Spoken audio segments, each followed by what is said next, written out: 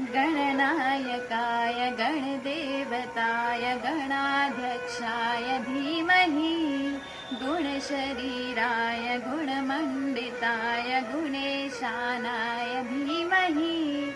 गुणातीताय गुणाधीशाय गुणप्रविष्टाय धीमहि एकदन्ताय वक्रतुण्डाय गौरीतनयाय धीमहि